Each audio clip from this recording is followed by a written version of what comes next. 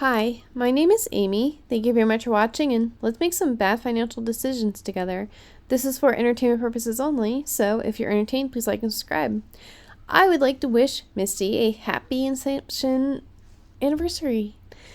And so it has been around for 1 year, and I would like to recreate Retire on Dividends. How can you retire on Misty? Because that's actually one of my favorite videos of his. And at the end, he said, how do you retire on Misty? Well, you invest in Misty.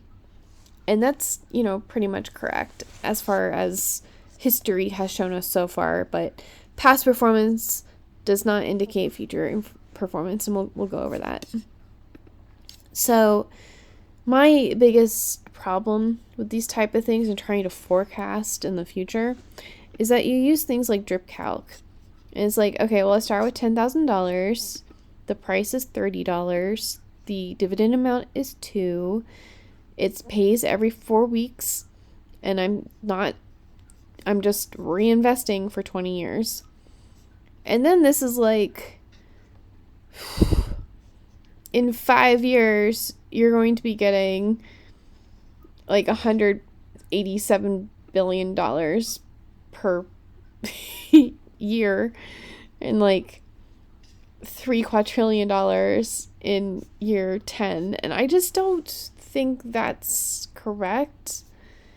And I don't know how to change this to reflect reality. So, and also, I recently discovered dividendchannel.com, their drip returns calculator, which if you do like Misty and February 21st, 2024, and then February 20th, 2025, compared to the S&P 500, and you do this is where you sometimes see that chart. In some of the YouTube videos, that's where they're getting that from. So if you had believed and invested in Misty at the beginning, you would be very happy. You would have 3 times the return of if you had invested in the S&P 500. And this just brings up the point of the entry point that you have for high income ETFs really does matter when it comes to your total return, which is why whenever there's a dip and the market crashes a little bit, you should be very happy to be able to buy things cheaper, because then your stock is going to work harder for you in the future. So what I would actually recommend you doing is go to Retire on Dividends, get into his Discord. He has a spreadsheets channel, and you can download his How to Retire on Misty spreadsheet. And I downloaded it again tonight, and the only thing I really had to change was in the Misty Distro tab. He only had the first 3, which is fair because that's when he made his video. So I just updated it. And one of the cool things here is that he's actually using Google Finance in the spreadsheet to get the price. So I might actually have to steal this and for when I'm updating YieldMite to get the price quicker. So anyways, he has the yields here, and this is the average for this time period. So 110% distribution is not bad. So the other interesting thing to see here is how he actually shows you how he's calculated all of it, and then on the Retire Sun here, he actually just summarizes it here, so it's much nicer to see, to compare the 1, 5, 10, 15, 20 years. But to note, I actually used the calculation sheet, and when I had gotten my copy to begin with, I started adding like a margin column and stuff. And I just got it to the point where I liked it. So I just copied the whole thing and the values. And so that's where this sheet came from. And the calculations is actually from his spreadsheet in the calculation tab. I like looking at how it's compounding like every month. So, and you know, this is every month because it was monthly. Like for projections, it's close enough, right? Right. So, do I actually believe that we're going to have 110% distribution for the next 4 years? No, I don't think it's going to be consistent like that. I wouldn't be surprised if we wind up with like a 60% distribution for the next 2 years, and then it'll ramp up and be 100% for another couple of years. That's just because we're on a 4-year cycle, and I don't think it's going to go down to 0. It might not crash as hard as it did because of all the adoption and everything, but I do think volatility will go down for at least a little bit. But even if your average yield is 60%, if all you did, you had the $20,000 that I have in it right now, and you don't invest anything, it doesn't appreciate anything.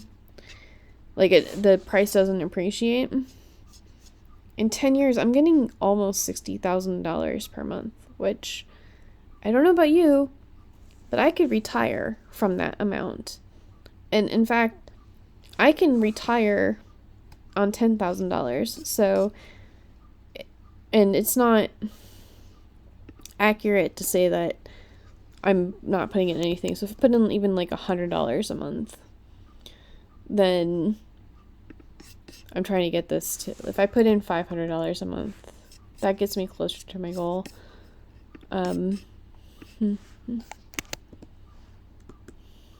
Wow, okay, what if we just increase the yield? And I started looking at this as, this isn't just representative of MSTY, it's if my entire portfolio can earn 70% and I can contribute $2,000 per month, then if I average a 60 or 70% in 5 years, I should have enough money to retire. Because this is my living expenses, like double my living expenses, so I'd have enough money to save every month. So, but if it's like, how much money would you have to invest? Like, start with like $5,000, and you start with $5 and you don't do anything, and it is 110% distribution, like in 15 years you would be getting $36,000 per month.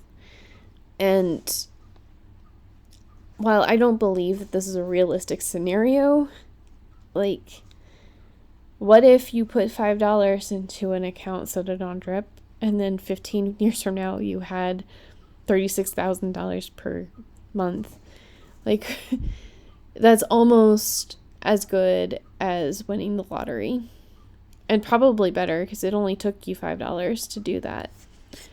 So, like, forecasting is difficult. It's really about your conviction and what you think. What I would do, what I have been doing, is like, I'm taking the MSTY distribution and I'm actually taking a portion of it and I'm investing in things like XDTE, and that way I'm going to have more consistent dividends, because MSTY is very volatile and you can't really rely on the dividends. So I just think that, you know, forecasting is fun, but it's better to focus on the things that you can control. Like, I can control that I initially put in $5. I can control that if my renter is paying me the $2,000 per month, I can invest that $2,000 a month. And so I've said it before that once my credit card debt that's at 0%, like when I finish paying that, and of course, because my mortgage on my trailer is doubling, we're changing the technique a little bit, but basically once my trailer is paid off, not my trailer, my credit cards, I have enough money to pay it off in July, I will start that MSTY experiment of, buying or selling a put and then investing $300 into MSTY. And in 4 years, that should be getting me that $10,000 per month. And if it doesn't work out, it doesn't work out. But I think there's a fair chance that in 4 years, MSTY will be at $30 and I will be getting at least $2 per share. And if it doesn't, it doesn't. That money came from Ethereum to begin with. And if it does, that would be amazing. And 100% distribution isn't going to last forever. And that was my attitude when I first got into it in July. So, if we go to YieldMite, you'll notice that loaded way quicker than it has been. And that's because I made some changes to the back end. So the way that it gets the data is a little bit different. So I'm pretty stoked that it doesn't take so long to get in there. And I thank you all for having the patience to sit through that loading, because it was pretty long. So yeah, if you look at the MSTY chart of past performance, it's pretty wild. Like, it goes way down, it goes way up, and that's why the premium is good. So if you can handle the volatility and you use an amount of money that you're okay with losing, then I really like MSTY. I like. And the other ones for YieldMax, I am sticking with 5e as probably the best fund that YieldMax has right now. And I think, it's going to be one of those that we're going to have to look at it a year from now. But also, I think in a bull run, this will do much better than FEET. But we'd have to have a bull run to test that theory. But in the meantime, if 5e is going to be on sale, then I'm going to want to get 5e. So, what are your thoughts, though? Do you think that there's going to be a big crypto winter and that MSTY's going to be in so much trouble that we're going to do reverse splits? Or do you think that the adoption is so good that basically we might not even notice that we're in the winter? We might wind up with, 70 or 80% yields on MicroStrategy or for the MSTY for a couple of years, and then it goes back to 100%. I can't tell you the future, but I have skin in the game. And for Financial Philharmonics, we have 3 songs about MSTY because I was very excited about the inception date anniversary and MSTY being around for a whole year. So Get Off the Fence is in reference to the children's song Chee Chee Bang Bang Sit on the Fence, try to make $1 out of 15 cents. And so this is a rap song, very catchy. What Blood? I was in the YieldMax Reddit and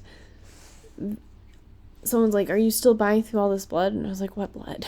There's no blood. There's only a dip and there's only a buying opportunity. So, that's a metal song about my confusion about where is this blood that you're talking about.